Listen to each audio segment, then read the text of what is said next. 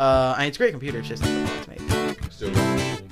Yeah, it runs just not made for that. So, hey guys, welcome to episode... Whoa, we were not going the whole time. Yeah, we were going that whole time. Jesus, okay. Yeah. All right. Are you serious? Yeah, I was just recording. I started it, we tested it, and I went into it. All right. So, hey guys, this is episode 18 of Break Time.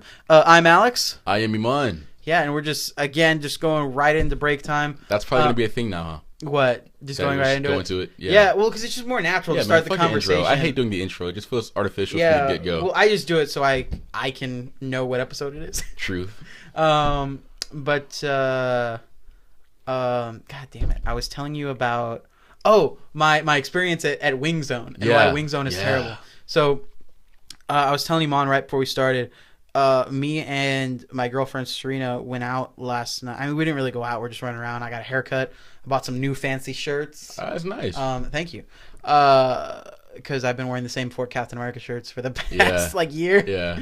So I got some more shirts. And then we just went shopping for a few things. But we went to go eat at Wing Zone. Mm-hmm. And we went in and like I was telling Iman, like, wings are wings. Right. There's not really anything super special about wings. You can get them anywhere. You can go heat them up anywhere. So when you go to a wing place, there's kind of like, you got to present it. You have to have unique flavors. They have to be good wings. Right. You can get wings anywhere. Right. So we go in, we order the wings. It's like $25 altogether for like 20 wings and the drinks and all that, which isn't too bad. Like that's pretty good. That's okay. That's not bad at all. Now the problem was, we waited like half an hour, almost, got these wings. They brought us, I was telling Iman, like, the presentation is everything with wings. Big time. I've gone to this excellent place, and I should take you, called Wayne's Wings. Wayne's Wings, where's that It's at? called Wayne's Wings. It's on, like, Austin Highway. Okay. It's a little drive, but seriously, best it. wings. Best wings in town. What? It is named Best Wings in town by, like, everyone. What? It's like a little place, like, no shit, dude. Like, the size of your room. Uh-huh. And then maybe like this size, your room, like this length, going to your dad's room, like hitting that wall is about how big the place is. Dude, and that's how you know when a place is getting down with their food, man. Yeah. If they're small and don't look corporate at all. Yeah, and I went in there, place was packed when we went. Like, we had to kind of wait a second for a table to clear out. And then when we were done, we were talking for a while, and there were these dudes that were like standing there waiting for their wings. And I was like, oh, we're being assholes. We got to leave because it's in a high demand place. Like, they're doing deliveries. People are just running in. Yeah. And that place was well worth it. So cool. But because of that, you're going to compare every place to it. And I think that might have been part of the issue. But, I mean, you expect when you go to a wing place, like Buffalo Wild Wings or anything, that you're like, oh, these are going to be better than Wingstop, the big chain. Even though those places are chains, you expect they're more sit-in, like, you know, not as fast food as like a Wingstop. So anyway, we're at Wing Zone. Presentation is everything. We wait 30 minutes. They bring us out the wings, literally just in to-go boxes. Like, I told them too that ass, man. Yeah, they're like, is this dine-in or are you gonna take it to go? And I'm like, oh, this is dine-in. And they're like, oh, okay, cool. So they bring it out. Why even ask? Go ahead. I know. So they bring it out, and I was just kind of like, oh, okay. And Serena was like, what the hell? So then they bring us out so they bring just the to-go boxes with our wings in it. And me and Serena ordered half of one flavor, half of another, and then within those flavors, half were bone-in, half were boneless, because she likes boneless, I like bone-in. I like bone-in. So, so we get it, and they didn't bring us any plates. So I go up to ask for plates, and I was like, hey, man, do you have any plates? And they're like, oh no, if I didn't mention it, the dude just kind of literally like throws the boxes there and goes, I'll be back with your ranch, and leaves us some ranch cups. And they don't even have like a container for ketchup. Yeah. They just drop, like, he just comes by and drops a handful of ketchup packets. Jesus. Yeah, so I was like, okay, whatever. And then I was like, hey, man, you got any plates? And he goes, nah, man, but I can like give you like a to-go box and you can like cut it in half. Jeez. And I was like, okay, I guess, like, that's fine. So he brings me that, we cut it in half, we're using that as like our plate or whatever. And then Serena goes, oh, they didn't give us our celery. So I go ask for the celery, and I'm like, hey, just want to let you know we ordered this, we didn't get our celery that's supposed to come with it. And he goes, oh man, here, I'll be right back. So he goes to get the other guy, and the other guy comes up and he goes, oh, dude, I'm sorry, I didn't give you your celery. Like, he's whispering. That's how he's talking. Yeah, and I was like, okay, can I get my celery? You whispered back to him? Yes! God, how shady is that? And he goes, yeah, man, I'll bring you your celery. One sec. So he comes out with the celery and he hands it to me. No shit, in a sandwich bag. Yeah. A sandwich bag with the celery in it. And I was like, what the? I was like, what the shit? I was like, what is this? So quarantine celery. Yeah. So I walked back to the table and I handed it to Serena. I'm like, here's the celery, and she goes, what the hell is this? And I'm like, that's crazy. I'm like, that's how they gave me the celery. Like, how big was the sandwich bag? Was it like a big ass? No, it was like a smaller sandwich bag. Okay. But I was just still like, a sandwich bag. Bad presentation. Exactly. So then, so they didn't have plates. They brought us our shit in the to-go box. Yeah. Now, even at Wingstop, they give you, if you're dining in, they give you a nice little basket with your wings. They kind of put them nice and put your ranch in there. Uh-huh. So the basket they brought our fries in was a basket. Yeah. So they have access to baskets. Yeah. They just didn't give us one for our food. That's fucking weird. And I was like, okay. So finally we're like, fine, let's eat. So we're eating, and they're not that great. Like, they're literally like, there's some chicken wings where you can tell that they cook them. Yeah. In the sauce, so that the sauce sticks to it. And no shit, these were like, they were already cooked wings and they just dipped them in sauce. Like, you know what I mean? Like, yeah. Sometimes they're breaded and it's almost like the sauce is like in the bread. Right. And it tastes like really good. Infused and shit. Exactly. And then sometimes like you can tell they cook them for a little bit, put the sauce on, and then cook them again. Yeah. So the sauce is in it. The sauce is literally just falling off because it's just chicken wing and they put sauce in them. At least that's what it was for us. Damn. And I was just like, man, this is kind of... Is Wings on a chain or is it just that location? I think it's a chain because Serena said she had it in California. Oh, then it's definitely a chain. Yeah. That's ridiculous, so, man. But even so, like how do I put it? Like, Raising Cane's is a chain. Yeah. But you go eat at Raising Cane's, and even though it's like fast food style, you get quality food. Exactly. You know? And even at like a McDonald's or a Taco Bell, they bring you a tray with your shit on it. You know? And was there just an ad on that? No, I hope not. Look at that. It's beautiful. Yeah. Anyway, but so yeah, and I was just like, what the shit? I was like, this is like, so I spent $25, spent like an hour and a half there, and I just wasn't happy with any of it. That sucks, man. I was like, that's not. Damn, that really sucks. I'm trying to think if I had any bad food experiences. Fucking dude, back in the day, not so much now, but literally every time we would go to IHOP, my family and I, never fails, there'd be hair in our food, man. Ew. Hair in our food, and not like something you just pick out, like a fucking wig fell in our food. Yeah. I recall one time we went to IHOP after church. I was young. Yeah. And my family would drink water, right? And so my dad orders a water, and we're just drinking our water. But for some reason, I look at my dad's cup, and it's water, so it's see-through. And I'm looking in his straw, and there's literally a piece of hair coming up the straw. I almost went in his mouth, but I caught it. Coming up the straw with a piece of fucking scalp attached to it. You can see it. You can see the shit. Man. Yeah, man. And so my dad calls the waiter over. He's like, hey, we're gonna cancel the order. There's fucking hair in my drink, and we just got up and left. That's disgusting. And see, you can't even. You can't even like, they can't even say, or you can't even tell like, oh, maybe that was our hair, because your hair is very different. Oh, hell yeah. Than, like, yeah. So it's like there have been times where, like, you know, you can go to restaurants, sometimes they'll make the argument, I'm like, well, are you sure it's not your hair that fell in the food? Right. But I'm like I don't recall like touching my hair. Are you sure it's not your hair? Wow. Yeah. I've never heard them ask that question. I've heard that. There was, when I was younger, we stayed with my aunt over in Bryan, Texas. Bryan, Texas, yeah. I'm just kidding. I don't fucking. It's College Station. Okay, it's the shittiest place in the world. Anyway, so we're there, and we're at my aunt's house. We had ordered like Pizza Hut or Domino's or whatever, but they brought us the pizza, and my sister opens up the pizza, and there was a hair, like just a big ass hair sitting on the pizza. Hell no. My aunt was like outside because I forgot what she was doing. She was outside. So my sister picks up the hair. She throws it away. She goes, that was disgusting. And we start eating. And then my aunt comes in. My sister goes, oh, yeah, this thing happened. There was a hair on the pizza. And she goes, where is it? And she goes, I threw it away. And she goes, okay. She calls Domino's.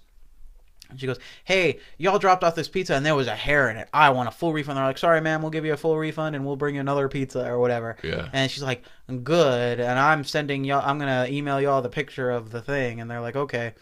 So my aunt was like, oh, you threw the hair away. She's like, yeah. So she goes up to my sister and she pulls out a hair out of my sister's head, and then she just puts it on the fucking pizza. And I was like, you do what you gotta do, like, I guess. Okay, yeah, I guess. She and I was wasn't like, lying, Jesus. but then she was at the same time. Yeah. That's a weird one. Yeah. Did you get a free pizza?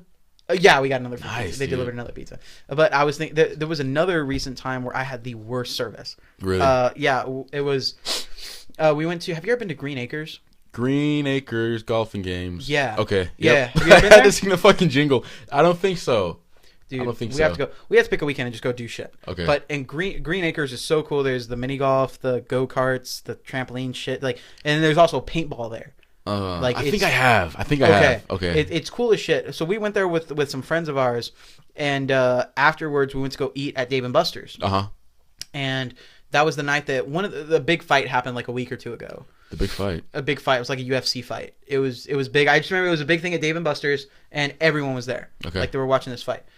So I was. We're there, and it takes us forever to get to the table because everyone's watching the fight. Finally get to the table. Me and Serena aren't too hungry. They're getting food, and we're just like, oh, we'll just get an appetizer. So we got an appetizer that had like wings and like just a bunch of just like a sampler essentially. Okay. Oh, Pacquiao versus Jeff Horn. Okay, that fight. Was it boxing? No, it was UFC. I'm pretty sure it was UFC. I know for a fact it was UFC. That's weird. But we were there and we ordered the sampler thing. First off, our waitress comes up and she's like, "Hey guys, how are y'all doing tonight?" And I was like, "Oh, we're good, ma'am. How are you?" She goes, "Well, that depends on how much you tip me." Dang. And then she like, and I was like, then she goes, "Can I take a drink?" Or she takes a drink to her and walks away. And I go, and I'm with Brandon and Melissa, our friends, and I was like, "Brandon, you heard that, right? Like, do you think that was her being rude as shit?" And I was like, and he responds, he goes, "Well, it's later. Maybe she knows it's the older crowd. Maybe she has some more liberties to." Right. And I was like, around. I was like, okay, I guess I get that. That's fine. Understandable. I would never in my life say that. Yeah, exactly. Like in my head, I'm like, you still got to be respectful to an extent, because that kind of puts pressure on the guest. You know what I mean? Yeah, and so I was kind of like, okay, maybe I'm being unreasonable. Yeah. So then she comes back 20 minutes later to take our order. And then she takes our order, and then Serena goes, "Yeah, we want these wings, but I want boneless wings because I don't like bone-in wings." And she's like, "Oh, that's fine. We can totally do that." So we order the food. Comes out like 30 minutes later. Like we're almost an hour, and we're barely gonna get our food, and we're already waiting for like an hour just to get a seat. Yeah. So almost an hour, we get our food. They bring out the sampler, and it's not our waitress who brings it out. It's like the food people. They bring it out. Right, the food runners and all that. Yeah, they bring it out, and then Serena looks at the wings, and she goes, "Oh, I'm sorry, these were supposed to be boneless." And he goes, "Oh, I apologize for that. Well, I'm gonna tell your waitress to come over so she can get that changed out for you." And she was like, "Okay, cool." So our waitress comes back like 10 minutes later. And then, and then Serena's like, "Okay, well, we already kind of started eating, but I didn't want these wings. I wanted boneless wings. I ordered boneless wings." She goes, "Yeah, you ordered boneless wings, and that's what I wrote down." And Serena goes, "Yeah, no, I know. I think that was just a mistake somewhere because I got bone-in wings." She goes, "Yeah, okay, but I wrote down boneless wings." She did not say that. Yes! And Serena was like, "Okay, but I just got this. Like, this is what I got." And she went, "Okay, I'll go tell them that we'll go get you boneless wings." Wow. So she goes, she puts in the order, and Serena was like, "That bitch, like, what the hell?" And I was like, I don't even know what to say. So, so then they're taking forever, and I'm like, you know what? I'm not gonna wait for them to switch out these wings. I'm gonna eat these bone-in wings. I like bone-in wings. So I'm gonna eat them. So I start eating them. Serena starts eating everything else. She comes back out and goes, "Okay, I ordered them. They said they're about to bring them out." 10 minutes later, she comes back. "So they lied to me, and I guess they're not bringing them out. So I'll go get them for you." By this time, we're done eating. Everyone's finished. Yep. I've eaten all the other wings. And Serena's probably still hungry, huh? Because she hadn't got her main course. She got most of the stuff, but like they were like going to be a bunch of wings. Yeah. So finally, she comes back and goes, "Okay, I just want to let you know, I'm sorry we're taking a long time." Oh, sorry, a little burp there. Little burp there. Yeah, a little burp there. Sorry we're taking a long time. I'm going to bring you out a full order of 10 boneless wings. Nice. And then Serena was like, "Okay, great." So then again, like 10 minutes later, she comes back. She goes, "Oh, they didn't bring them out to you. I guess they're sitting there." So she comes back and grabs them and brings them to Serena. And Serena was like, "Whatever." So we're all there talking for a little bit, so Serena can start eating her wings. She ends up taking most of them home, and then my bill was like, I don't know, like $20 or something. Oh, that was the other thing. They came out and one of the appetizers was supposed to be on Brandon and Melissa's bill, and we were supposed to get the other appetizer. Somehow the appetizer ends up on our bill. So she even fucks up splitting the bill. And I was like, you know what? I'm not going to wait 20 minutes for her to come back to fix it. Right. I'm just going to pay for it. We're just going to pay for it. So then I have to leave a tip. And I'm like, I'm going to leave like $3. Yeah, dude. Like, I'm sorry. That's what you got to do. I'm going to leave like $3. But even like, apparently like the way my ticket was broken down, $3 was almost the amount I was supposed to leave her anyway. Okay.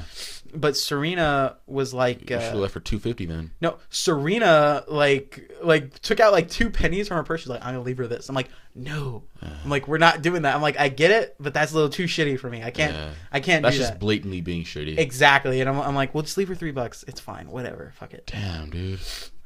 So we leave her the tip, and then we just take off. But that was like terrible. Like, man, look, I get it. It's probably a Saturday night. There is a UFC fight going on, so it had to have been Saturday night. It's really busy. It's Dave & Buster's. Yeah. Sorry, a little burp there. Everyone's going to Dave & Buster's right on Saturday night. So I get that she's run down, but you're never supposed to be a reflection of that, the waiter. Oh, yeah. It could be World War III in the kitchen. The waiter is never, ever, ever supposed to reflect. You're supposed to be the face. Exactly. Yeah. Exactly. Show that you can handle this. This is nothing. This is a walk in the park for you. Yeah. Because if not, it shows that you're stressing the waiter out, and it puts pressure on the guest. And that's not a good experience. At BJ's, you know BJ's and Alamo Ranch, I just found this out. We're like ranked number 1 BJ's in the nation. Really? Yeah. I would believe it. I Yeah. always have great service when I go to BJ's.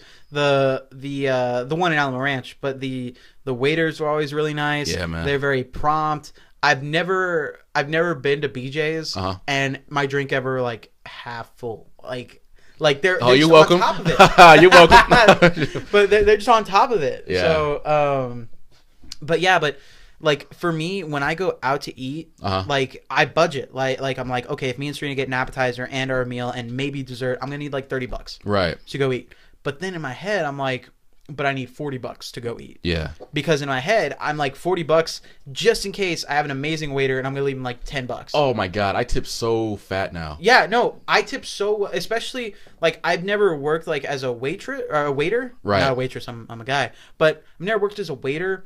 But being like I used to work at Whataburger, and I know it's different, but just being.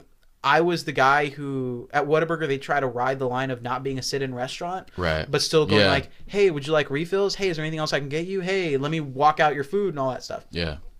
Like, you know, at most places like McDonald's, they just walk up, call your name, and you have to go get it. Whataburger, you have the tent, you walk it out, you know, all the good stuff. Right. And it's live. Yeah, so that's weird. You keep cutting off. But at Whataburger, you know, you walk it out, you get refills for them and all that.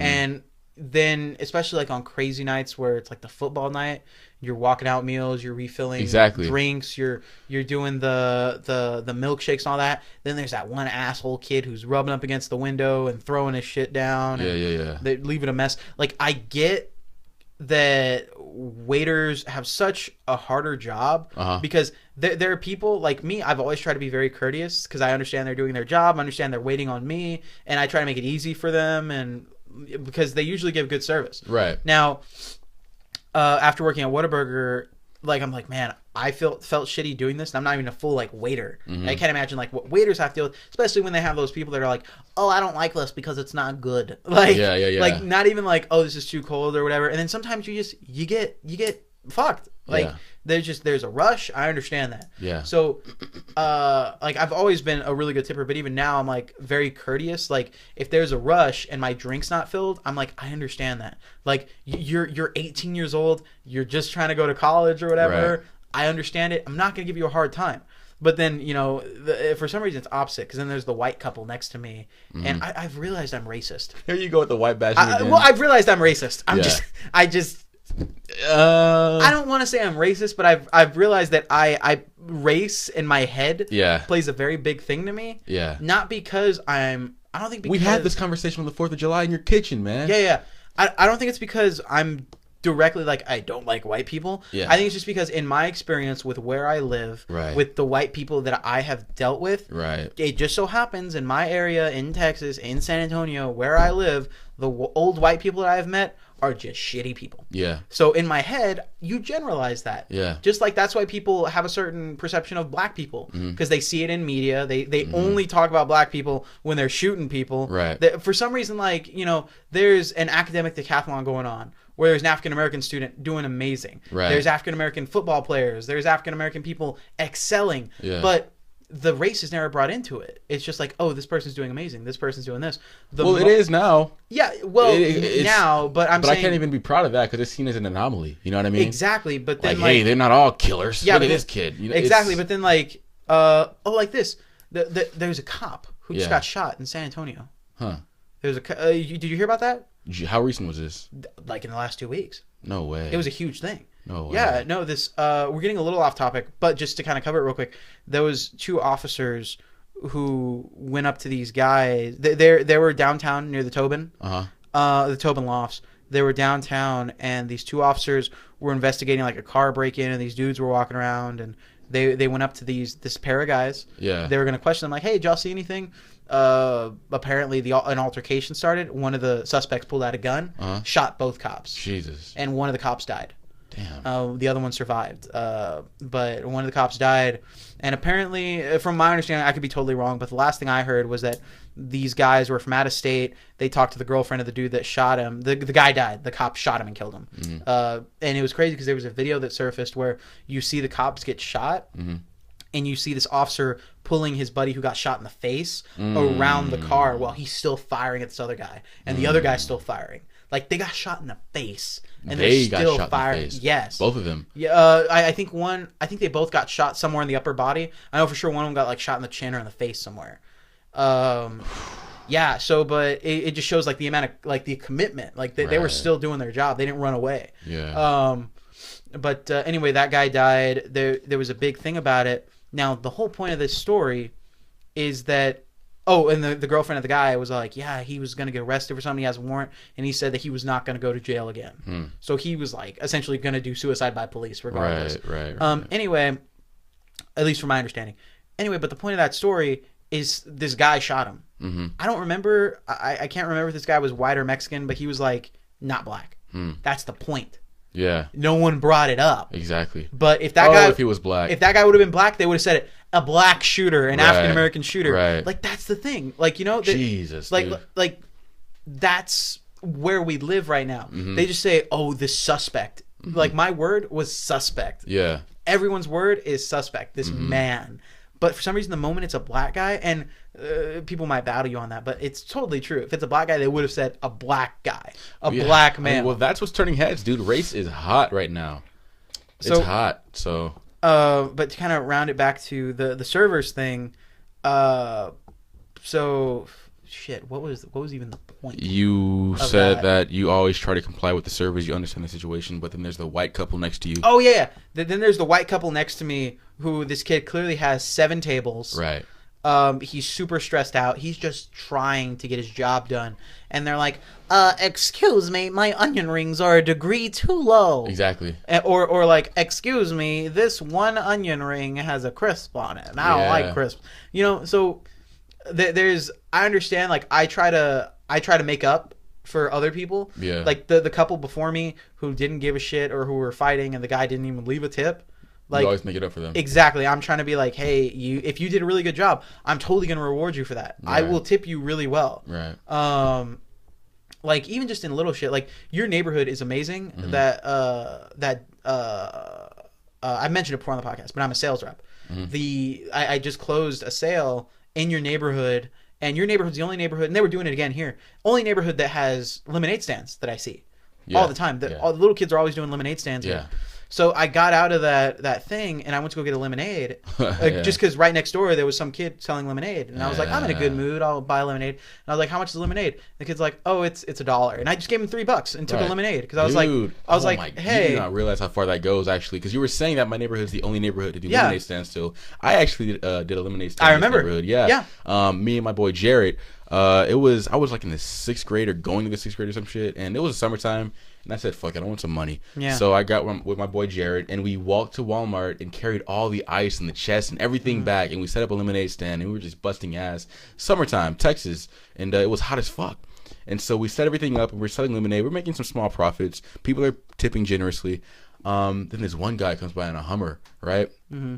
And we real smart guy, real nice guy. You know what I mean? You can just tell he was just kind of living life, doing his thing. And he stops and he's like, "How much for the lemonade?" And we're like, 50 cents. And he's like, "All right." And then he hands us like a 20 or some shit, or like a 50, some crazy amount of money. And he goes, "Keep the change, my man." And we were like, "Oh my God, sir, why? It's so much." And he said, he broke it down. He was like, "Well, I mean, I like seeing young kids with some sort of drive and hustle." Yeah. You know what I mean? Because it's really easy to stick your hand out and not work for what you have. Mm-hmm. And the fact that you kids are out here busting your ass, sweating, you know, doing this, I got to reward exactly. that. And that was the thing. I went out there and there were like 4 kids at the stand. 2 like young kids holding up signs, and one boy was yelling lemonade. Then there were 2 younger girls. Like there wasn't a parent. It was all the kids. Yeah. They were doing it. And that's why like I thought that was neat. I was like, I didn't do that when I was younger, and I probably wouldn't have done it because I just grew up in a situation where my parents, when I was younger, would just give me what I wanted. Yeah. It's like I didn't have to do that. Bitch. Uh-huh. So, no, but the point is that, you know, I was like, I want to reward them for that because they're doing it. Right. And me as a child, I wouldn't have done it. Like now it's completely different because as like an adultish person, I'm like, I have to work. I have to walk the street. I have to go sell my stuff. I have to do something. And like, they don't know that, but they're doing it. Right. Like, so, but the point is, like, I tipped them the $3 when the thing cost $1. And also some bullshit because when you were selling lemonade, it was 50 cents. Yeah. Inflation. Motherfucker. Everyone knows lemonade prices 50 cents, are rising. man. Who are these kids? You might think, I don't Teach know, them a lesson. Break your leg.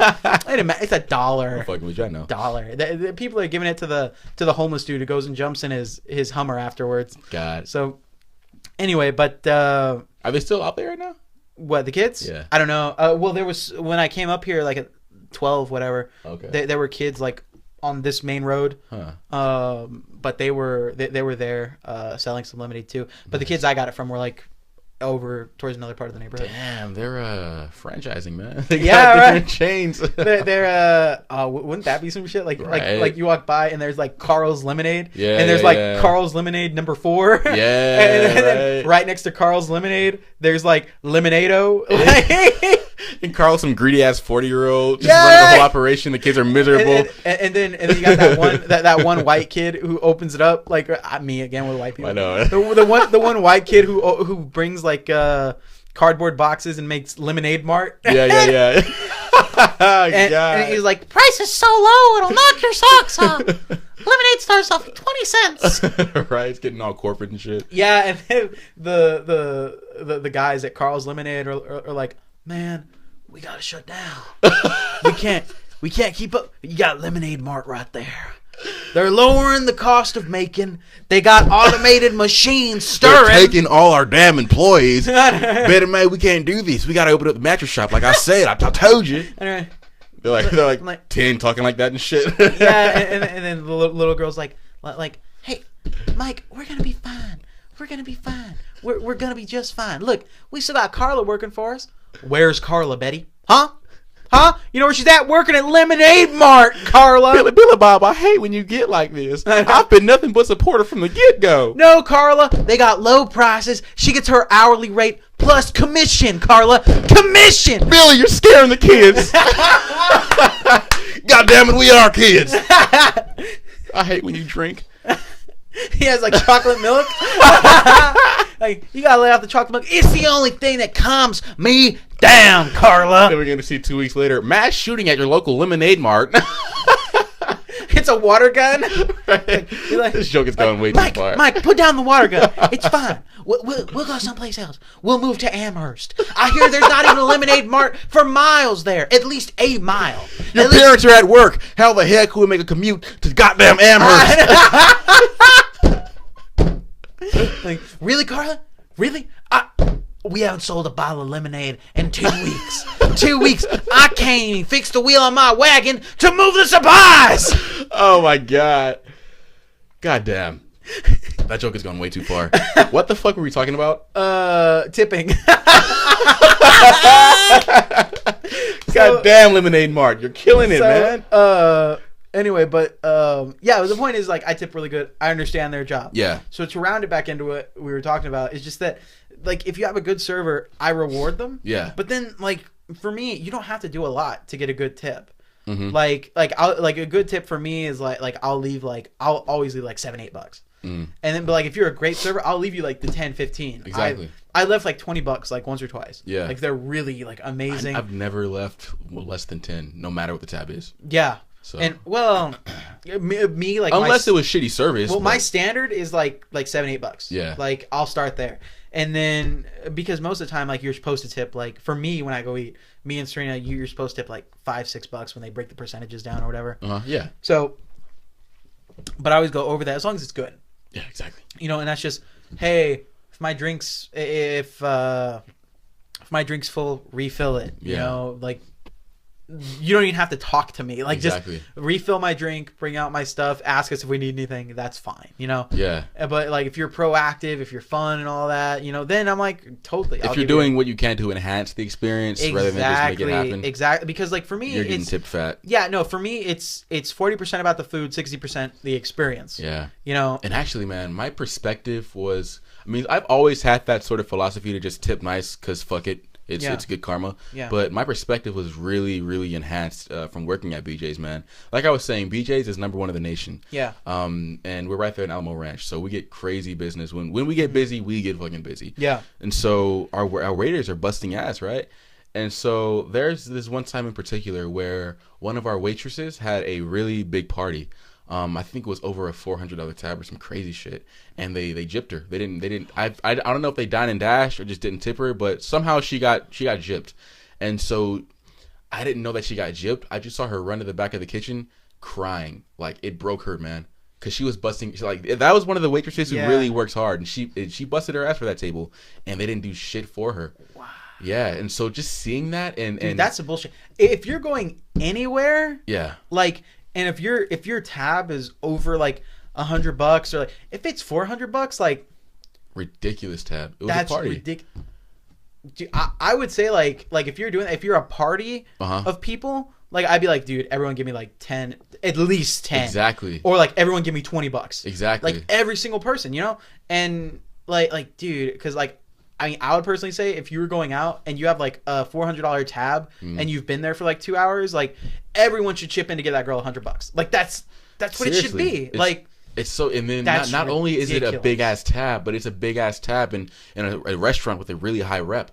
So these guys have to work their asses off to keep that rep. Exactly. Good, You're working your ass off at a table with 2 people. Yeah, exactly. Like a table, a $400 tab. I mean, I'm assuming if it's a party, that's like at least 15, 20 people. Yeah. Like that's gotta be. Yeah. That's insane. So like I was saying, man, even if it's a table of only 10 people and everyone chips in 10 for the tip, that's $100. Yeah. That's so easy to do. It goes such a long way, man. Yeah. It goes such a long way. That could really that can make her fucking year. You know what I mean? You never know what she's going through. Exactly. And this but the thing girl that in particular, also she was going to school and shit. She thought about getting another job, and I mean, it goes without saying, but these tips really make or break these servers, you know what I mean? And seeing her not get tipped what she should have been tipped or paid what she should have been paid, it really fucking broke her. And it was really sad to see. So like, that's crazy. Because what's the rate?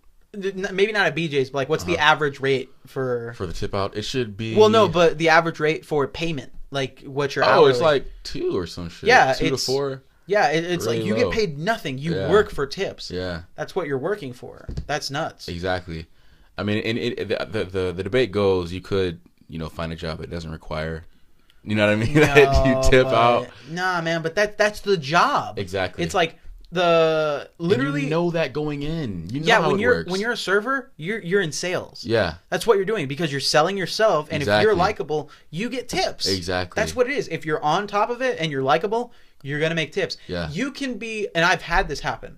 Like I've waited so long, my drink was never filled. But I leave a good tip because my server is like, she's a nice, and she's like, I can see her busting her ass, and she obviously has 14 other tables. Yeah. And she's like, hey, I'm so sorry. I know we're running late. Hey, I threw in some free fries, or hey, I threw in this. I'm so sorry about the wait. She's conscious about it. Exactly. She's conscious about it. But like, I've been to some places where people just, it's shit, and there's 4 other tables there besides us. Yeah. and it's shit. And I'm like, Yeah. how does that happen? Yeah. Like, how the fuck? TGI Fridays is the worst. They do that all the fucking time. I'm just deadass? calling them out. Calling them out. Hey. You know, I've been to a TGI Fridays before several times. Well, the one in Alamo Ranch is really good. Okay. Me and Serena have been there a few times, but I've been to like 3 different TGI Fridays where like I'll go in and like I'm a table there with 9 other tables. Like restaurant's not that filled, and I wait forever to get food. Yeah. I wait forever to get refills, and I'm like, that's some bullshit. Like, you know, not to be like a dick. Like I get it, it's their job, but at the same time, if there's not a lot of people there, put some hustle into it. Exactly. Still, like it doesn't matter if it doesn't matter if the restaurant's filled or if the restaurant has 2 tables. Like just hustle a little bit. It goes both ways. You have shitty guests and you have shitty servers. But like I was saying though, the reason that I brought up us being ranked so high as BJ's, I keep saying us like I still work there. I'm currently not with BJ's. Oh, did you finally leave? Very recently, yeah. When did you leave? Like Friday. Oh, okay. So just yesterday? No, it was last week. Friday last week. Before I left for Houston. Gotcha. But yeah, God, and kudos to BJ's, dude. Like, I couldn't. It's a very short-term job. The one that I had, I was fucking making drinks. It's not something you do long-term. I had to get a long-term job. But kudos to them, dude. Like, that's honestly probably the best management team that I've worked for. The best staff. Like, really talented staff they had at BJ's, man. I could see why they ranked so high in the nation. It's crazy because some people, like, you know, some people would hear that statement and go, it's a restaurant. Like, what kind of staff do they need? To have a great restaurant, you need an amazing staff. Yeah. And I think, so, like, I've seen some waitresses, some managers where I'm like, dude, you could be doing something else. But you love your job, so you're here. Seriously. And like, get this, man. Get this. We actually didn't always be that way. We were actually so bad that other locations would send their shitty employees to our location just to get rid of them. Yeah. And then we got new management and everything changed. Complete opposite. I call it the dream team, but oh god, like, they're really dream talented. Team. So I quit. They're really talented. But no, but like I was saying, we get busy, and when we get busy, we get fucking swamped. It's really stressful. Like I cussed out a fucking busser one time. It gets really stressful back there. But the second you leave those doors from the kitchen and you're now in front of the guest, you got to put on a facade. You leave that shit in the kitchen. You do. And I bring that up because I went to Houston and I went to a really, really banging spot in Houston. It's a restaurant called The Hobbit. The Hobbit. And it's fucking cool, dude. It's like Hobbit themed. Really? The owner, it's like a 40-year-old restaurant. The owner was really into The Hobbit. Yeah. And so you walk in and it's like there's a big ass Schmeagol statue or some shit. It's really cool. Yeah. But anyway, they got busy this one morning, and my mom was asking something about one of the dishes, and she asked our server, you know, what is it? Like, how does it, I mean, what's the ingredients and shit? And the server goes, it's not really that big of a deal, but she goes, you know, I'm new, and we're swamped, so I really don't even know. Like, bitch, that's not how you handle that situation. There's so many other things you could have said. Exactly. Like you could just said, and that happened twice. Yeah, you could have said, actually, I'm not too familiar with that one. You want me to check? Exactly. Like, I can go ask someone. Exactly. Get this. My thing was, I made drinks at BJ's, right? So I didn't know that much for the menu, but when we get swamped, I would turn around and bring out food. And so, of course, they're going to ask me about the food, but I don't know.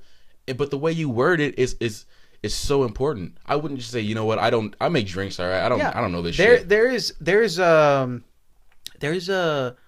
and I've dealt with people, especially like running the nonprofit or like working. There's some people who how do I put this nicely? Some people do not know how to be professional, and some people also take professionalism as fake. But you're not being fake, you're being professional. Right. There's a way to and I get that there's a line where being professional could totally mean being fake, but being professional means presenting yourself at your best at all times, even when it's shit. So if I go up to someone and like I don't even work there and I don't know how you worded it, but if I go up to someone and I'm just bringing out food and they're like, "Oh, hey, we were actually thinking about maybe ordering this. What's inside your salsa?" Yeah. I would just say, I'd be like, "Oh, you know what?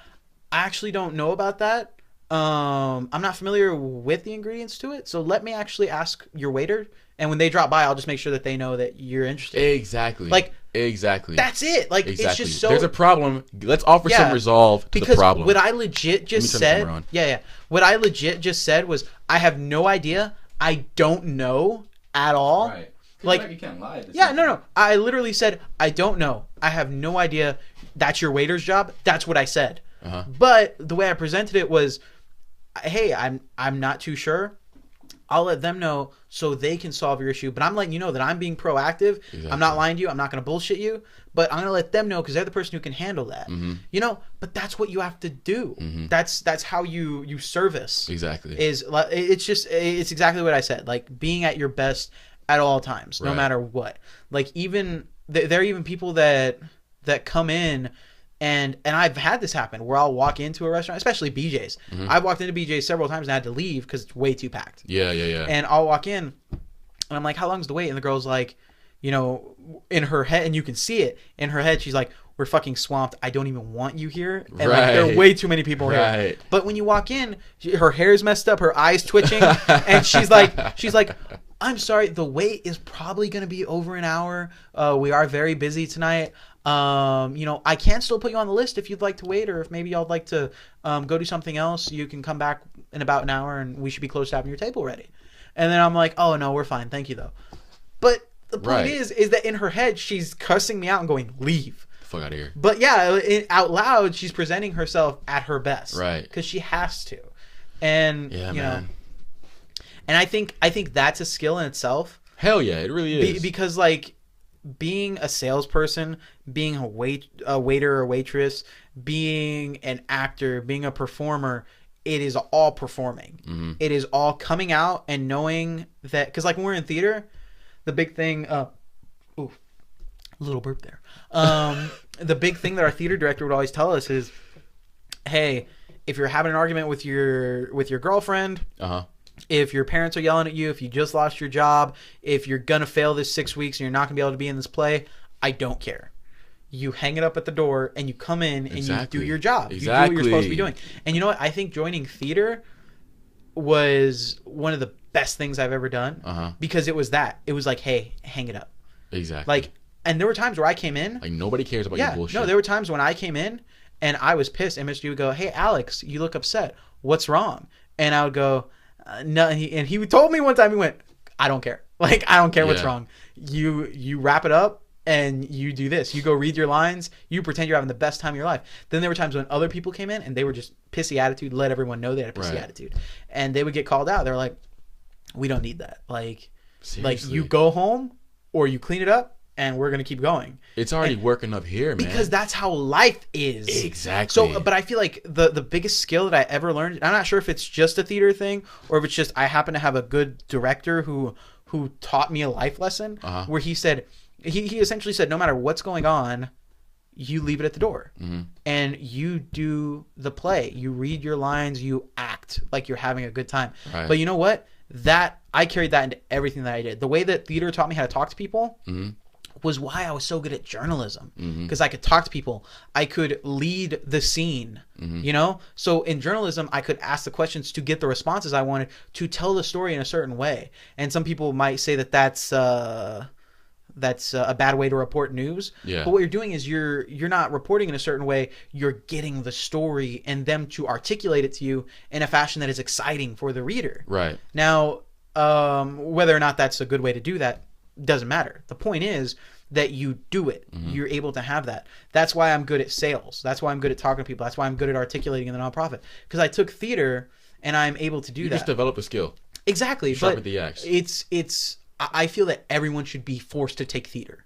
Yeah. Because it teaches you how to talk to people. It teaches you to get rid of that inhibition to talk to people. And it also teaches you, the biggest thing is leave it at the door. Yeah. Now, even with the nonprofit stuff, that is and I've told you, like, there's some things that stress me out about it, some things that I deal with in the nonprofit, and I will, you know, I'll have maybe an argument with somebody, I'll disagree with somebody, maybe something's going wrong, maybe an event that we're doing is just not going the way it's supposed to be.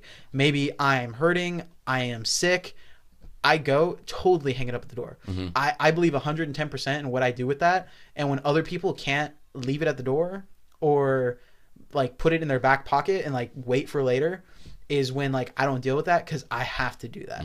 Like that's what, like, I've literally been to events where I promised I would go, and this is a little different, but I promised I would go and I told people I would be there, and I've woken up and I've been sick. And you know me, when I get sick, I get sick. Yeah. Like I die. And I think you're kind of the same way. But like I went, like that morning I woke up, I was throwing up, I took a shower, I was just deaf. And I got dressed, I put on my costume, and I went to that event, and I just kind of stood back. And I was there. If kids came up to me, I would redirect them so they wouldn't touch me. And I was like, hey, but I'm here, you know?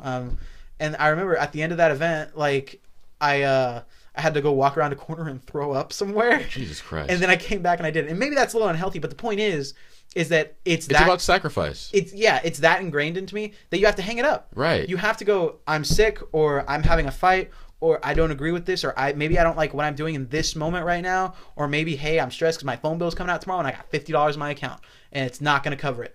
But you got to hang it up and go, hey, this is what I'm doing. I'm just going to do this for today. So you say it's important that you take journalism or some sort of class or theater, where you have to come outside of your shell and practice these skills that are going to be necessary in the quote unquote real world. I agree with that wholeheartedly, but I think you should also be in something where the stakes are raised, where if you don't show up, something dramatic's gonna happen. For example, when I took boxing my senior year, it kind of dawned on me how much of a pussy like a lot of people in my generation are. For example, like, because in boxing it's a serious sport. If you're off in your game, you're getting knocked out, you're getting brain damage, you know what I mean? So there is no let me just not show up. You have to show up and put in the work every fucking day. So I had no problem getting up every morning at 6 a.m., going for a 3-mile jog, and then going to school, working out in the weight room, and then after that going and sparring in the gym after school every fucking day. I had no problem doing that, because if I didn't show up, the guy that I was fighting, he was going to show up. Exactly. Yeah. Exactly. And so, I mean, it's like, fuck your problems. You do this, because if you don't do it, you're going to have bigger problems. You know what I mean? So the problem's going to compound unless you man up and for me, handle it. That is more apparent with the nonprofit, definitely, because the nonprofit people literally rely on you to do one thing. Yeah. To show up and to keep your word. But I think the biggest thing that's pushed me to be like, hey, I got to do this is my dad's company. Yeah. My dad's business, literally, we're not Walmart, we're not Home Depot, we're not Costco, where hey, if I don't make all my hours, I'm still getting a paycheck. Right. Like, hey, if we don't perform good this week, that's fine. Corporate's still sending us our money. Right. Like, it's literally like, hey, like, it's literally the situations where, like, hey, Alex, we need to do this week. We need to do A to get to B, or people aren't getting paid. Yeah. Seriously. And if people don't get paid, they can't pay their bills. If people can't pay their bills, they can't help their family. If people can't help their family, what are they doing? There's a lot at stake. Exactly. So it's kind of like so, and I've done that where it's been like, you know,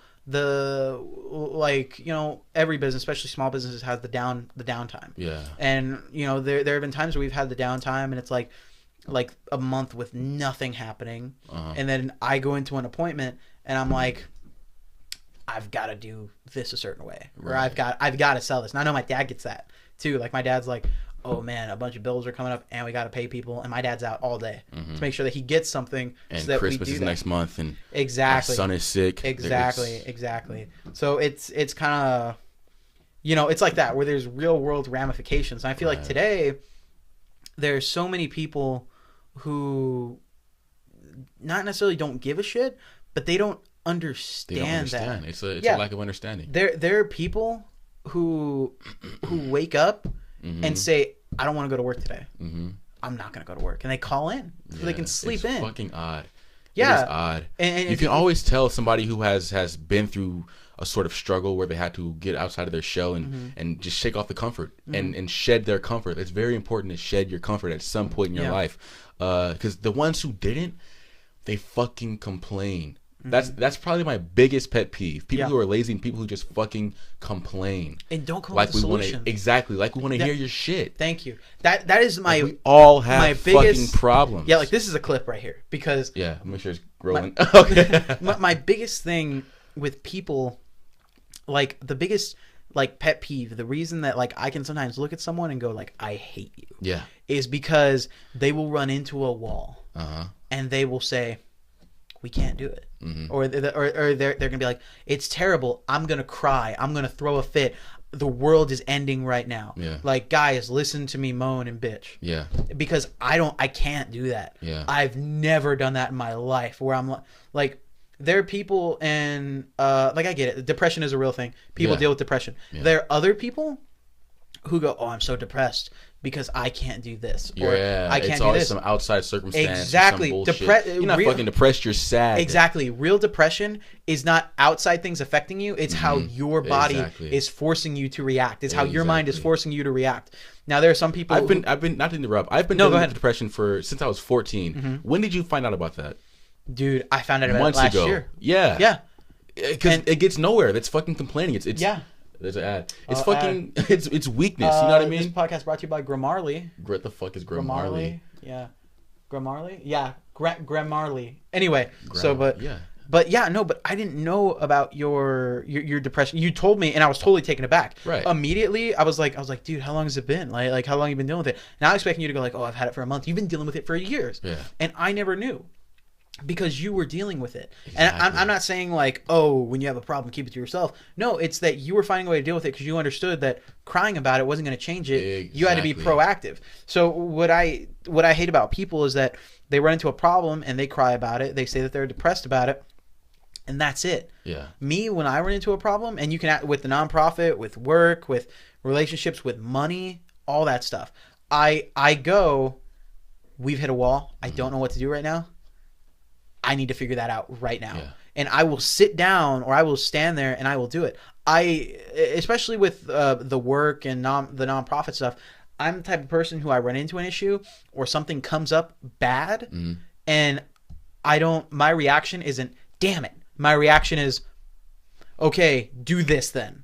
Like, we need to have the solution. Yeah. Now, I think what you're saying about people and the way they bitch and all that kind of stuff, I think the direct problem with people today is that for some reason there was something skipped in school. There was something skipped in getting raised where when you run into a problem, it's like, well, that's the way things are. Yeah. Nothing is like that. At all. When you run into a problem, you assess your problem and you come up with a solution. It might not be your first solution. It might not be your third solution. It might be the 27th thing you want to do and you don't want to do it. But you do it because you need to do it. Because if you don't, no one else is going to. Exactly. If I don't show up to work, no one else is going to. Now, on top of that, nowadays, things don't affect one person. It affects everyone. So, like, if I work at, let's say I work at Best Buy. I work at Best Buy and I'm working the camera section. And I wake up one day and I had a fight with my wife the day before. And I'm tired. I don't want to go to work. I feel like my world is ending. I call into work and I say, hey, I'm not going to go to work today, and I lie. And I say I'm sick, when in reality, I just don't want to go. What happens is they do that, and then they call Mike, the guy whose day off it is, the guy who maybe is trying to go hang out with his son that he only gets to see on the weekends, or maybe it's his kid's birthday, and all of a sudden he has to go into work. Yeah. One, because if he says no, maybe they'll be like, well, Mike's not committed. Let's fire Mike when we got to make cutbacks. But not only that, like he's just committed. And he does what you don't do, and he hustles. He understands that you're on call. He's like, okay, well, I'm going to go in. I've got to do that. I've got to leave my family for a day. So he is now picking up the slack that you are not. And that's just how the world is. If you don't do it, someone else is going to do it. If I'm trying to get a car and I don't have enough money for the car, I can be like, oh, I'm depressed. I'm never going to get a car. And I don't get the car. Right. But then somebody else is going to come buy that car. Or I can go, oh, man, I can't get the car. I'm going to go cut yards this weekend. Or, hey, I'm going to sell this thing I don't need to get money to buy that car. Look, man, I heard this on a podcast, the Joe Rogan podcast. He had a guest on, Dr. Rhonda Patrick, and she's a fucking genius. And she was talking about, I don't know if it was her actually, but he had a guest, and the guest was saying that the idea that free will doesn't actually exist. That every aspect of your personality is a direct reflection of the genetics that were passed from your parents. And he was saying how motivation, as we're talking right now, it's pretty much motivation, and just persistence and the ability to get up and do what you want to do, do what you need to do despite feeling like it or not. And he was saying how that's caused by certain chemicals in the brain like dopamine, serotonin, that get you up. Well, he found that some people at birth just have a natural lack of dopamine or serotonin, or those necessary chemicals, right? For example, some people could just lay in bed, smoke weed, play Xbox, and be happy.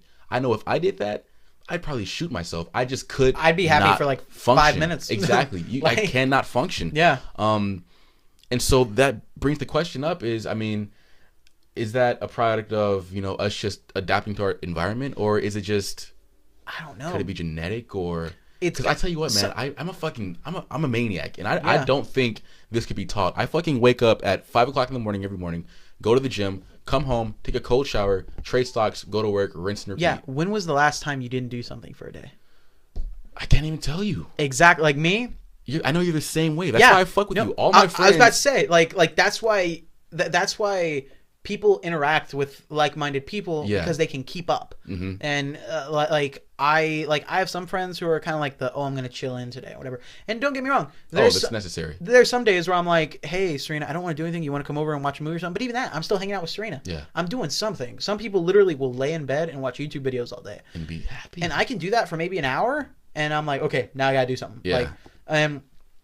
Like with me, the champion stuff, we do something almost every weekend. Mm-hmm. And like this weekend came about, and I was telling Serena like Thursday, I was like, is there an event this weekend with the champions? And she goes, no. And I was like shit. I was like, I gotta find something to do, because I couldn't sit at home. Like there have been like, and no shit, like the only word I can think of is depressed, but I don't want to. No, yeah, that's really. Yeah, like I don't want to loosely use that word because I know it's a real thing. But like there are times when like I've woken up and the event gets rained out and it's canceled, and they're like, oh, let's not do anything today. And like I'll sit at home and I'm like I feel like I'm depressed because I can't do anything. I'm like, what am I supposed to do here? Like and I'm like, it's a switch you can't turn off right. Exactly. Like, example. Remember when you walked in today and I was like, I fucking almost killed myself this morning, man. Funny story. This is the story. So I go to the gym Monday through Friday at fucking 5 in the morning. And that's a crazy schedule. So at some point I realized that you do have to rest, or else your body will just fucking break down. Yeah. And so Saturday and Sunday are usually my rest day. But today I woke up, and mind you, I've been busting my ass all week, right? But I woke up today. You went to the gym? And I was like, I can sleep in. And so I slept in for about an hour. Then I just woke up feeling like shit.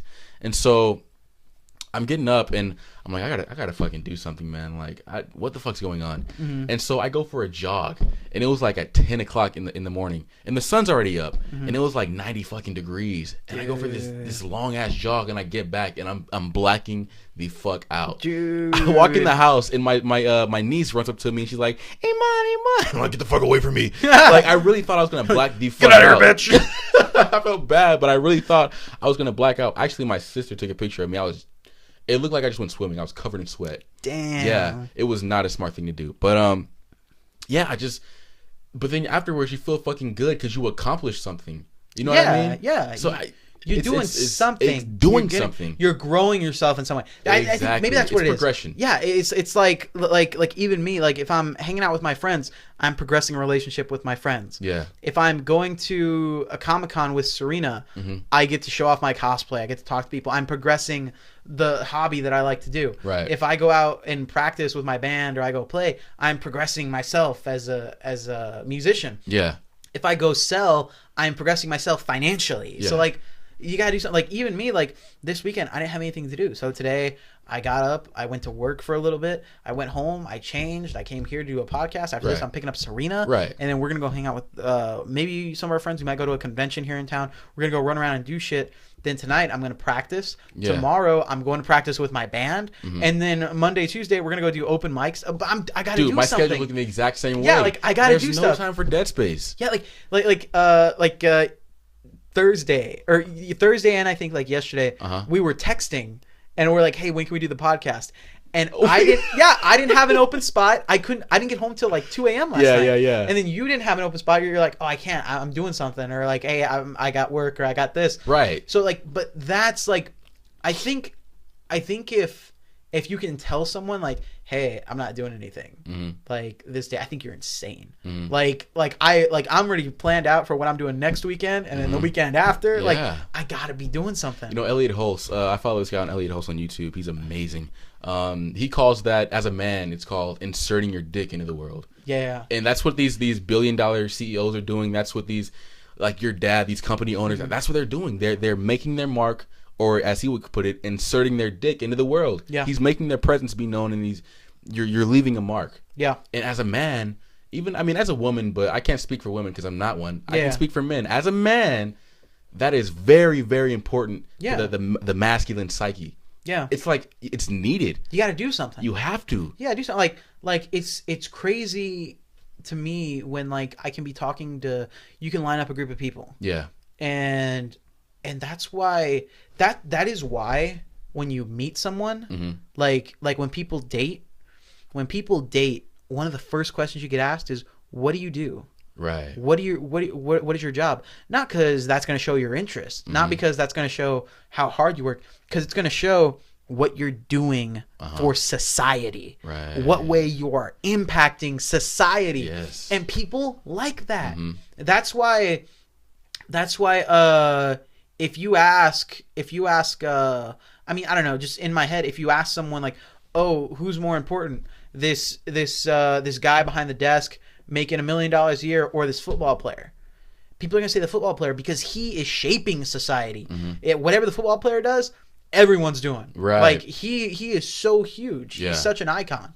Now, again, just that's why people ask, like, what is your job? Yeah. Again, just because they're like, how, like what you're saying, how are you inserting your dick into the world? Right. Like, what are you doing? Like, that's why. Go ahead. Well, just because you can tell someone, like you can line up 3 guys, and if one guy's working at a nonprofit making $8.50, if one guy's working at McDonald's making $8.50, and one guy's working at Rent-A-Center making $8.50, if all those guys are lined up, and you're like, "Hey, man, what do you do?" and all of them tell you what they do, you're gonna think more highly of the guy running the nonprofit. Yeah. Because not because he makes any more money than the other guys, they're all making the same amount of money, but because of the impact he is making. And then next in line, the guy at Best Buy. He has maybe a higher, what's seen as a higher job, because he's doing something more that maybe takes some expertise to do. And then the guy at McDonald's, anyone can do his job. Right. What is he providing other than making people fat? Like, Now, if you were to ask the don't get me wrong, if you were to ask the guy at McDonald's when it's just him what he does and he says he works at McDonald's, then it becomes, at least you're fucking doing something. Exactly. If you're making fries, be the best fry cook in the world. But that was my motive at fucking BJ's. Yeah. At BJ's, all I did, it was an entry level job. All I did was make drinks. Yeah. But I made it a thing to be the best drink maker in the fucking company. Yeah. It sounds stupid, but I mean, that if that's your role, because that's you your have role. motivation. Exactly. If you're gonna do anything, strive to be the best. Exactly. At that thing. You know what I mean? Like, yes, man. Like I'm in a band, and when I kind of like what you're doing, like I write a lot of original music. The band's back. Actually, yeah. Nice. Well, I just met with Spencer like last week. Yeah. And we met up, we practiced, just nothing ever happened. Like we just went on. Of course. And then but yeah, tomorrow we're practicing again, and we're gonna do some open mics. That's a good sign, man. What's real will always bounce back. Yeah, I was super excited about it. It's really cool. But I'm in a band, and I write music, and in my head, like realistically, I know other people are better at writing music than me. Other people are better at playing guitar and singing than me. Yeah. But when I am writing music, when I'm doing my thing, my motivation is that, hey, I'm the best there is at this. I'm going to be the best at doing my thing. I'm going to be the best at writing. I'm going to be the best at performing my music. You got to be the best at something. Exactly. Even if it's being the best at your thing. Exactly. If you're the best guy if you're working at Santico's, the movie theater, and you're the best guy at scraping gum off the bottom of the seat, but that is your motivation, and you're like, oh, hey, I'm going to see how fast I can scrape it off this time. It doesn't matter what you're doing. What matters is that you have the hustle to excel, and to be the best. It's going to show up in any field of your life. If you have that baseline mentality, like, I know we're talking about ourselves a lot, but this is we're speaking from experience. Yeah. Remember when I was put on, you brought me onto the newspaper? Yeah. I didn't excel at newspaper. My thing was photography. I enjoyed photography, but the thing before my position, before I came in, was the actual, you guys would just do your own shit. You would write your own stories, do your own headlines, and shoot your own pictures. And so when I was brought on, I couldn't really write my own headlines. Really, all I could do was shoot pictures. Yeah. And so that was my role. Yeah, that became... And it hit me. I said, fuck, literally anybody could do this shit. I'm just pointing and taking pictures. So I said, fuck that. I'm going to raise the bar so high that only I could do this shit. Yeah. And so you were, because even after you got out of it, you were a commodity. Yeah. Miss Graybill would still go like, hey, can you get Iman to do this? Or like, hey, people would ask like, hey, do you think Iman would go shoot this for us? Or hey, and I remember even after I brought you in to take pictures, like, because you became the best at that. Yeah. Like there were kids who were in the class specifically for photojournalism and all that. You weren't even in those classes and you just came in and you educated yourself. Dude, you were on YouTube, you were online. You wanted to be the best at what you were doing. Yeah. And boy, did I insert my dick. Like, I won an award the following, dude, to be self-taught, knowing I was going up against those kids who were really privileged, who had the best teaching, the best equipment and shit. To know that I was self-taught and beat those kids in the state competition. Oh yeah. One of the best feelings fucking ever. Yeah. Ever. But like I was saying, like you were saying, how when you fuck up, it's not only a reflection of you anymore. I knew that if I fucked up as a photographer, not only will it be a bad reflection of me, but it's a bad reflection of you. The newspaper. Well, you in particular, because you brought me on. That's you true. pulled the strings for me. So I had you and that's how it is. Yeah. Exactly. Like let me put it this way. Me and Serena are on the nonprofit together, and Serena is my girlfriend. So if I mess up, it's a reflection on Serena, and if Serena messes up, it's a reflection on me. So it's just like everything you do affects something in some way. Now, is it always right? No, but it just happens. The world isn't fair. Everything is comparative. No matter what someone says, like, don't compare yourself to other people, you shouldn't. You should be the best at being you, and you should worry about what people think about you. That's what you should worry about first. But when you want to excel, it's comparative. Right. Everything's comparative. So, it's but huge. yeah, but I think the biggest thing to take away from this is as long as you have a good waiter, you tip good. Like I love that. We always bring it full circle. Yeah, like if you have a good waiter, tip good. Leave them at least at least $8. That's what I say. Iman says at least 10. But that's me personally. I always tip 50. I don't 50%. You always tip. Oh, I thought you meant like I always not tip $50. Iman's like it's crazy. Like I got paid yesterday. I went to eat twice, and I'm broke. No, I'm not stupid. Leaving these people hundreds. I'm not stupid. I'm just generous. I know you want to wrap it up. It sounds like you're kind of toning down, but what's up? I know that I did write down some topics over the week. So before we wrap it up, you're good. Maybe let's see if we want to discuss one. I got a little bit. Dude, actually, there's this thing I did, man. What's up? I had a huge epiphany the other day, right? What's up? I was like, fuck. I can recall over the years telling people, if social media was never invented, I'd be the fucking president right now. Yeah. And I'm sure I could say that for a lot of other people. Because social media is so fucking distracting. If you were somehow able to add up the amount of time you spent on social media in the past 2 years versus what you could be doing productive, you'd probably cry. It'd be mind-blowing. Yeah. So I got the epiphany. It hit me. I was like, fuck, I'm 20. I'm becoming a man. This is bullshit. This is kid problems. So I downloaded an app. It's called an app blocker, some shit like that. And you select apps that you choose to block for a certain part of the day. You know what intermittent fasting is when you dieting. Yeah, you're just intermittent fasting your phone. So I can only use certain apps like Twitter, Snapchat, Instagram, YouTube for 1 hour a day. And that's between 9 to 5. Oh, wow. Yeah. Not 9 to 5. 9 to 10. 9 to 10 p.m. Dude, the productivity spike has been fucking crazy. It's literally changing my life. I'm spending more time with my niece. You can. I personally could. Business. Yeah, I was about to say. And like I was saying, I have a podcast and shit to promote. Yeah. So whenever there's business to be handled, I go to the laptop. You know what I mean? There's ways to handle it. I mean, if you really got to get on, you can get on. Yeah. But like I'm saying, man, if you can, you don't have to get the app and do what I did. That's really extreme. But just canceling out and being conscious about where you're putting your time and energy. That's true. Because sometimes I notice that. Sometimes I'm messaging someone or I'm on my phone doing something. Then I'll sit down to eat with Serena. Yeah. And Serena's talking to me, and I'm just kind of like on my phone. Yeah. And then it hits me, and I'm like, I'm being an asshole right now. Yeah. And I'll put away my phone. I'm like, hey, let's talk. Like, but sometimes you don't notice it right away because it's intermingled in your life. Another thing I wanted to bring up to kind of bounce off that was something I realized was there's a thing I read. Or not a thing I read, but something someone I know posted on Facebook. And it was about how we are so distracted with social media. And everyone's so worried about being in other people's business and so worried about doing stuff that people don't interact with regular people the same way. Yeah, that's... And then I read this other article about how we're being further pushed apart from people. because of, one of them was, hey, you don't go stand in line at the bank, or you don't go stand in line at the hair salon anymore and talk to anyone. Mm-hmm. You're sitting there on your phone. We go to the bathroom and we're sitting on our phone. We take more time in the bathroom. Now, that's bullshit. I think that's totally not true. I disagree. Yeah, because when you went to the bank, like here's the thing.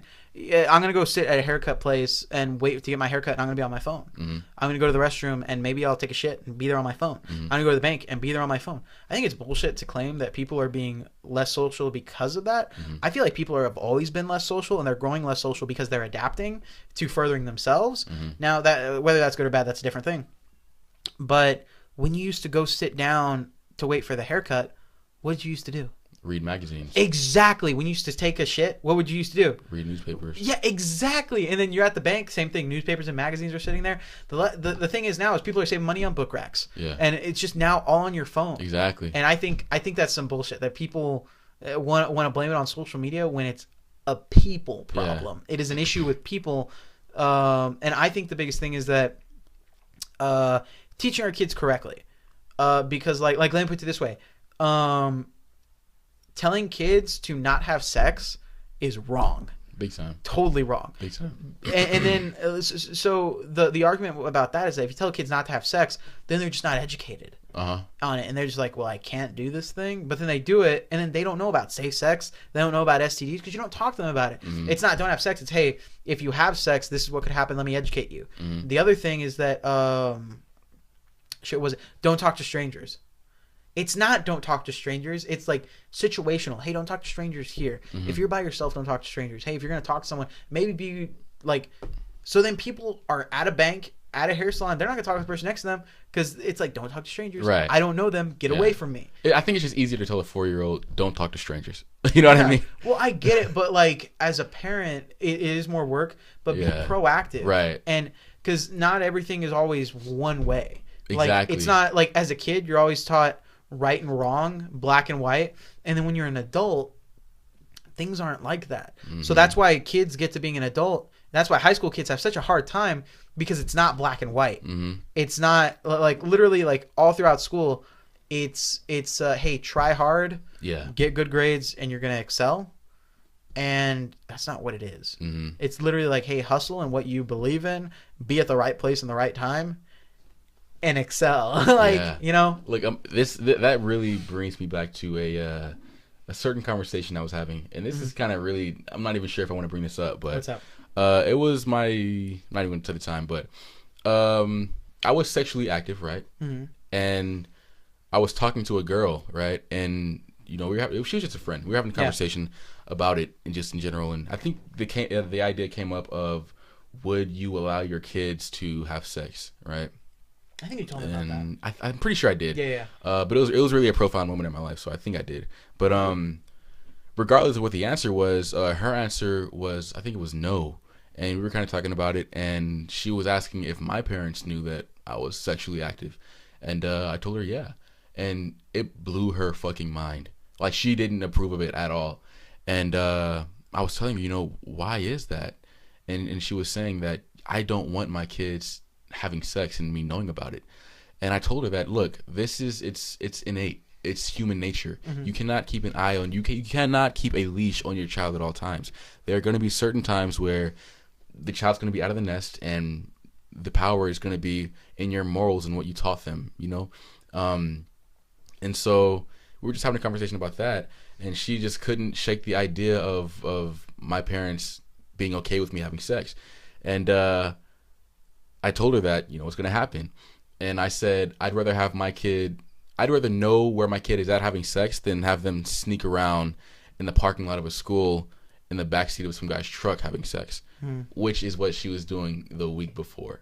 Wow. Yeah. And I'm not knocking her for it. Yeah. I'm just saying it's you shouldn't have to sneak and do it. It's going to happen. So I would much rather know that the environment my child is doing it at is safe.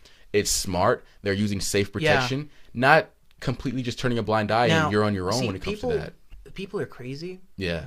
Because a lot of people are like, this is the way I want it. Mm-hmm. And if it's not this way, I don't like you. Yeah. Or, hey, this is what I think. And if you don't think that way, I don't like you. This is my solution. If you don't like it, I don't like you. Yeah. Now, what you are doing is a completely rational thought because you're like, hey, I have to compromise because it's going to happen without me. Yeah. So I need to compromise so that I am included in some way. Mm-hmm. Like, for example, if like when people get pay raises and pay like lowered pay, right? You know, let's say you've been with this company and you've been getting paid $25 an hour every year. One day they're going to come in and they're going to go, hey, we want to pay you $19 an hour now. We're lowering your pay. Are you going to sit there and go, hey, fuck that, I'm not doing that? Or are you going to go like, I'm going to need to compromise here. I'm either going to lose my job or I can be okay with this and then figure out a way to work back up or something. Yeah. And then but you have to compromise. Yeah. You can't always have it your way, you know, and that's, you know, I think too many people don't know that or too many people were raised to not be like that. Like, don't compromise. I get it. There's the saying, don't compromise. You've got to. You have to. Compromise is not giving up. Compromise is losing one battle. Is losing one battle to win the war. Yeah, that's what compromise is. Exactly. It's all it is bending your perspective. Exactly. You know, that's really it. Which brings me to a point. Oh God. I'm not sure if you want to wrap it up after this, but we'll probably I need to get going. But go ahead. Yeah. Last point. The movie After Earth. Yeah. Which is why I fucking love the movie After Earth. Terrible movie. It's a shitty movie. I'll be the first to say it. It's a shitty movie, but the concept is beautiful because I could see what M. Night was doing. It's pretty much a symbol for letting your kids go. You have to let go at some point. Oh, yeah. It wasn't done that well, but I could see kind of. You have Will Smith. He sees his child as this adolescent being who has no idea of how the world works. All you could do to equip somebody like that with the tools is just give them knowledge. That's all you can do and hope for the best. At a certain point, that's it. And so when Will Smith was stuck in that crash, and Jaden Smith had to go and carry out the mission by himself, all Will Smith could do was just watch this kid and hope that the morals that he taught this dude really carries him through. Because if not, he's fucked. Yeah, you know, and that's a symbol. That's a symbol for life, dude. Like, as a parent, it's just a coming of age thing. It's a coming of age. Yeah. Just like in Spider-Man: Homecoming. We didn't even talk about it. I know we did talk about it. Gosh, well, maybe that's good because maybe we can more freely talk about it next podcast because then maybe that'll give people time to go see it the weekend and we don't. True shit. You know, because then all that's gonna happen is we're gonna talk about it and people are gonna tune out of that part because if they haven't seen it. Okay, there you go. No, I totally agree, and I think the biggest coming of age part is being a good waiter and making sure that you earn those tips. You know what I mean? Making sure that your theme song makes sense. Exactly. Wow, that was. I was like, is that this episode? What is that? Oh God. Yeah, but until next time. No, I'm not doing it. No. Yeah, guys, but we're gonna go ahead and wrap up this episode of Break Time. Thank you very much for tuning in. Iman, is there anything you want to say before we wrap up this episode of Break Time? No. No, it never is. But no, man, I always ask to be polite because one day I'm not gonna ask you to be like, dude, I wanted to tell him about my dates. Oh, of course. I'm gonna be selling my books. I'm gonna be selling my book, Black Privilege. Opportunity comes to those who create it. There you go. There you go. Yeah, I'm gonna be in Maryland this week. Be in Waxahachie, Texas. I want to make that joke every episode. Gonna be at the Wukuchaku Comedy Central Station. You know, I don't say this about every comedy club I go to, but this comedy club really makes you feel the environment, really makes you feel. So big shout out to them. You know, I'll be there. Make sure you come out and support me because I need the money. Alrighty, guys. But thank you very much for tuning in to this episode of Break Time, and we will catch you next time. Yeah.